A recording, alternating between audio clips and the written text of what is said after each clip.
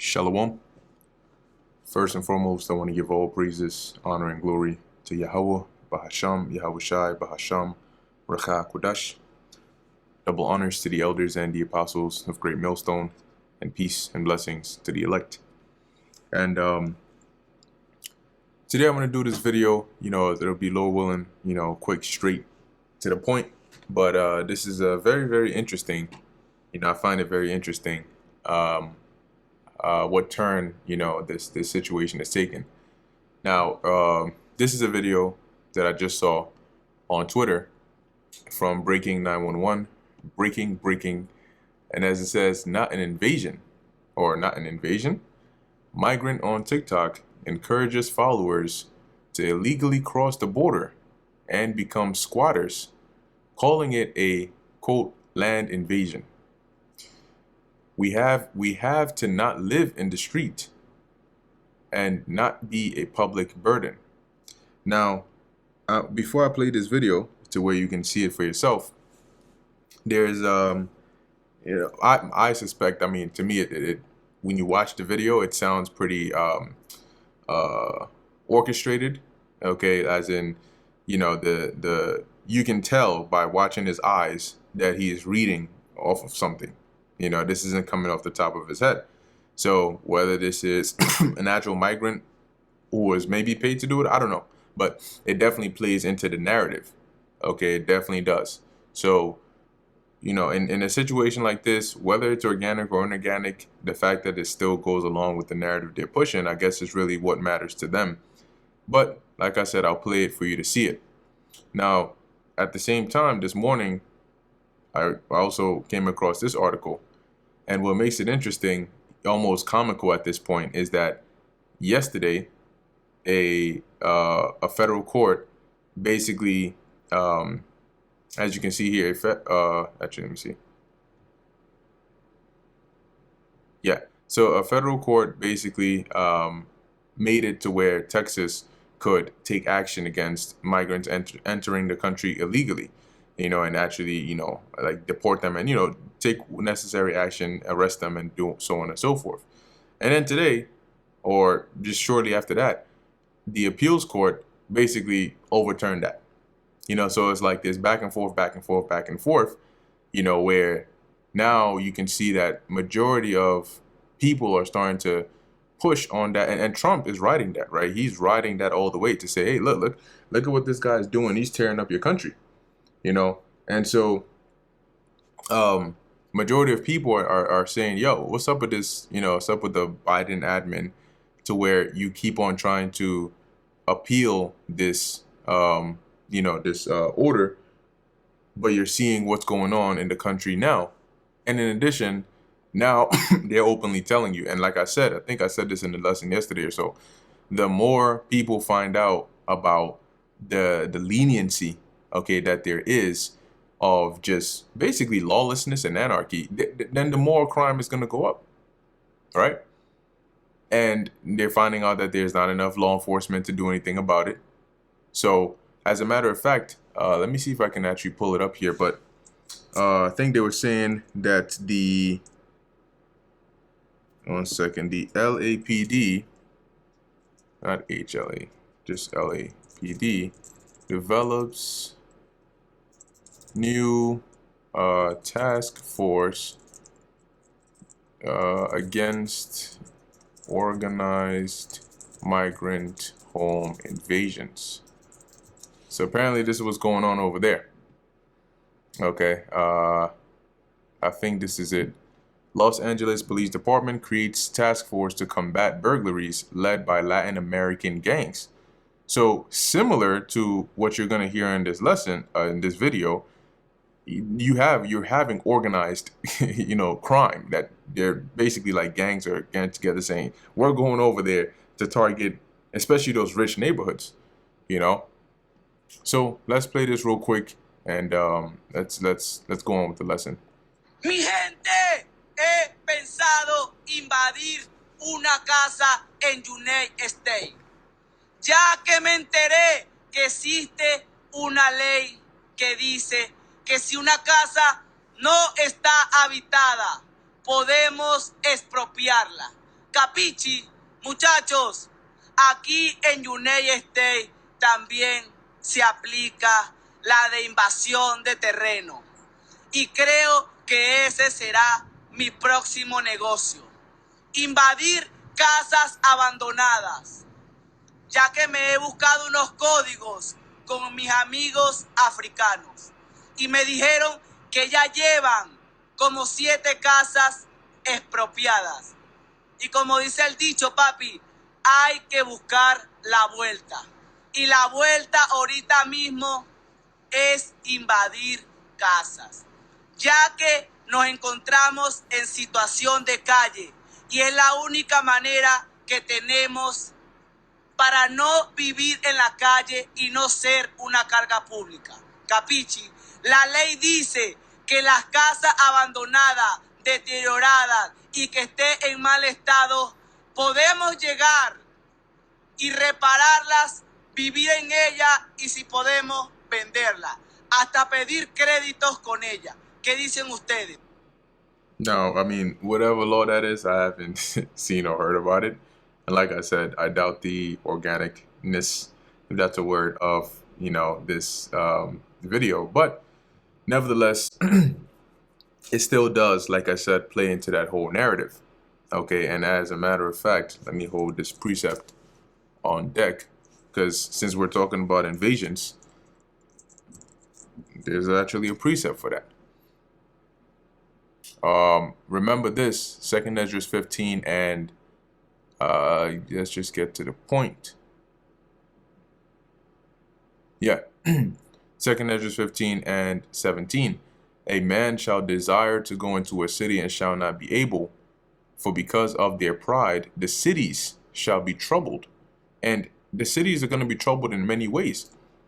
One main such way is by crime, okay, which will lead to a more rough,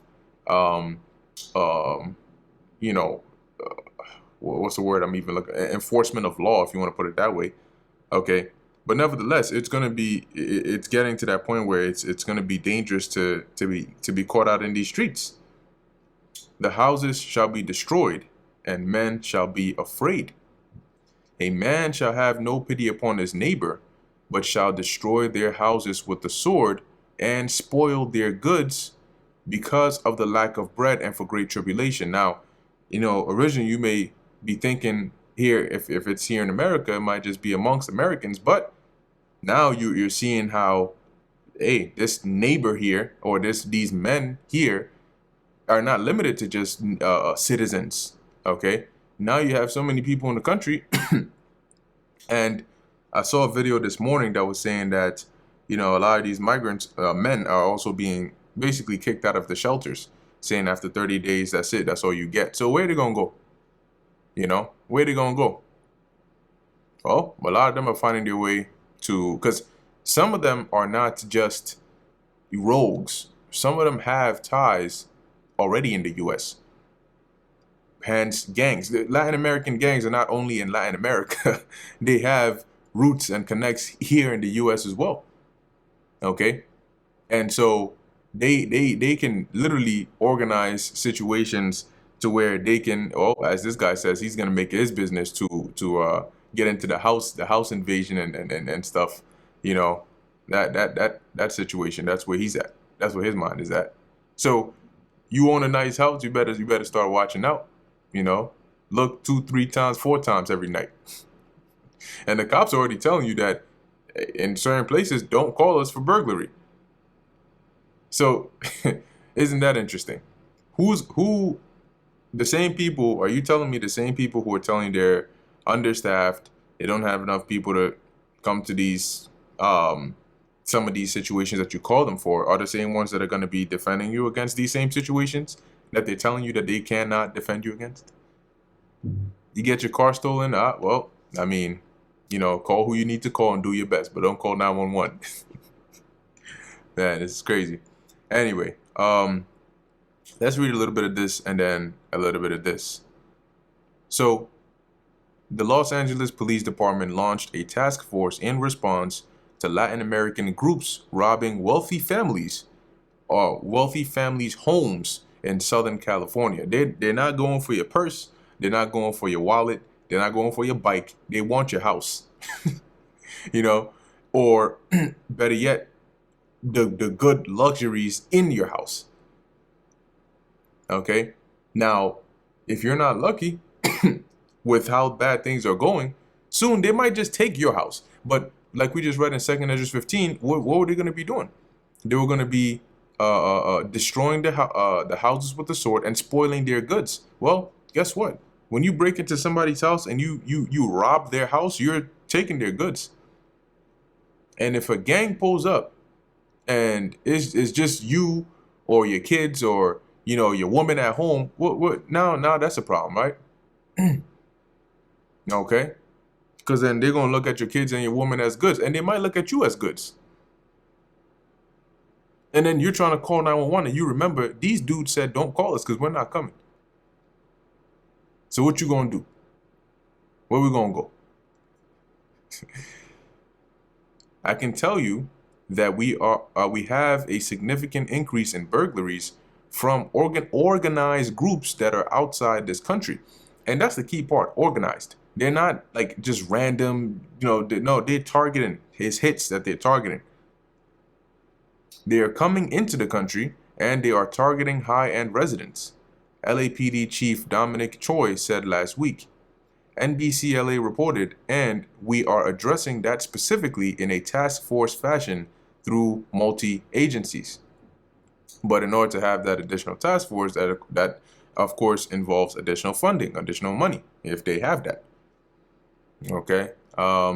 In a post on the department's X account, LAPD said it would be working with other agencies that have also been affected by these organized crime groups.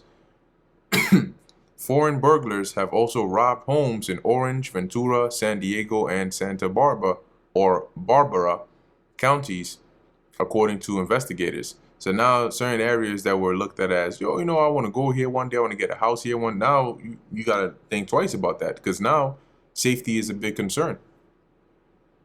And on top of this, well, they recently came out and said you got to watch out for these cyber attacks, because they're targeting your water systems. Guess what? Your water supply is also backed by some software which runs on electricity. So when them cyber attacks target that, you're going to be in for a wild ride when you turn on that tap and then no water is coming. Ain't going to be too good. Ain't going to be too good. The department's deputy chief, Alan Hamilton, told the Los Angeles Times that the foreign burglars are most common from Chile, but police are starting to see more from Peru, Ecuador, and Colombia. Hamilton said that while robbery statistics are down, the number of crimes tied to these kinds of crews are way, way up. You don't say. I wonder why that is. Maybe it has something to do with the border. I don't know. All right. It says, so now let's take a look at this. So back to the this whole border migrant situation, and this is why you have even like Putin saying that this place is being laughed at by the whole world. It's become a laughing stock because the talk is big, but you look at what's actually going on in their country and like these people are talking all this heat. Their president is, just at this point, people are calling him incompetent. Their border is open. Anybody can go in there. They cannot stop crime within their own cities, but they're trying to go and dominate other countries. They're trying to go and act as though they're, some top dog over there in the Middle East. A federal appeals court issued an order late on Tuesday that reinstates a hold blocking Texas from enforcing a law that enables local law enforcement to arrest suspected illegal immigrants. So Texas has a law that says local law enforcement will be able to arrest illegal immigrants, people they suspect of being illegal immigrants. The federal court went and appealed that and said no. And so now they reinstated a hold on that law that Texas had. So it's like a back and forth, 1 step forward, 2 steps back.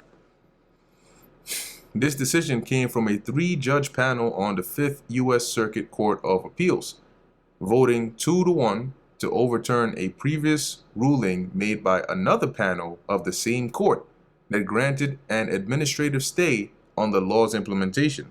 So one panel said, yes, they can do it. Then right after another panel, nope, overturn that. So you may ask yourself, wait a minute. So these judges in these panels, they can't see what's going on in the country. They can't see that there's more negative news associated with migrants coming into the country than there is positive. But they're saying, no, if you suspect them of being illegal, don't touch them. Let them in. That's a little suspicious, no? I mean, that should start making those gears, turn to say, wait, why are you constantly against the stopping of these illegal migrants from coming in the country when your states in your country are telling you that, hey, once again, let's take a look here. We have to even come up with a task force because you have organized gangs coming in the country and robbing, assaulting, committing murder, doing all these kinds of wicked acts. But you're busy trying to allow them to continue to do that. Isn't that a bit suspicious? Isn't that a little kind of weird? And now they're being empowered. They said, hey, let them carry firearms. Let them be able to buy houses. Like, I mean, at this point, just let them run loose. So there definitely has to be some underlying cause, some reason, something behind why they're just going about pushing this, which we'll find out sooner or later. Let's see. So the decision, all right, the prior Fifth Circuit ruling had temporarily halted an injunction from a federal district court judge in Austin, who had blocked Texas from implementing the law. The Austin judge's rationale was that such a law might pave the way for other states to enact their own immigration legislation. Following the Tuesday night order, the Fifth Circuit will now hear arguments on whether to stay the preliminary injunction pending appeal on Wednesday, according to the order. A majority of the panel has concluded that the administrative stay entered by a motions panel on March 2nd, 2024 should be lifted, reads the unsigned order by the court. So they're pretty much going to go back and forth and then come up with something. But keep in mind that, as Shakespeare said, if I can quote it correctly, the world is a stage, right? So if the world is a stage, then who are the actors?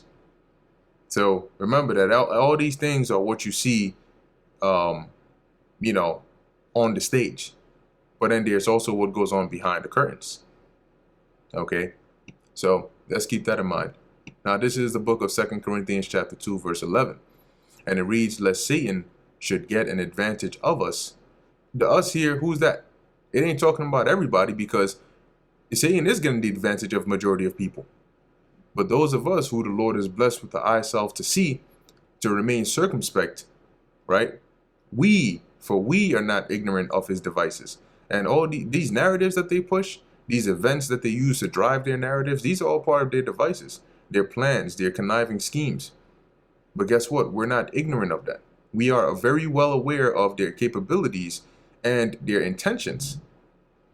So we're not, he's not going to be able to get an advantage of us to deceive us, into believing these things, because eventually all these things that seem like they're out there, how does this necessarily affect you directly?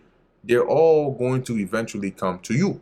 The storm that you see so far out on that ocean, eventually is going to get closer and closer and closer, and it's going to tear your little house up. So it's best you get prepared now. But anyway, with that, I'm going to end it here. Lord willing, that was edifying to the elect. In closing, I want to give all praises, honor, and glory to Yahweh, Bahasham, Yahweh Shai, Bahasham, Recha Kodash. And until next time, Shalom.